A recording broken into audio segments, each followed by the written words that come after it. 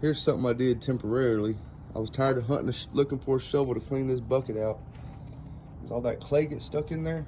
So I came up with this. I might come up with a better mount one day, but temporarily this will get me by. Some zip ties, 2 of these little rubber holder things. Access the shovel. Clean the bucket out. Then you just put the shovel back. It's kind of hard to do one-handed, but it can be done. See there? Lock it back down.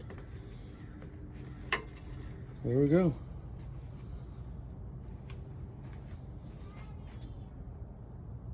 We'll see how it holds up. I think it'll do fine just for this project because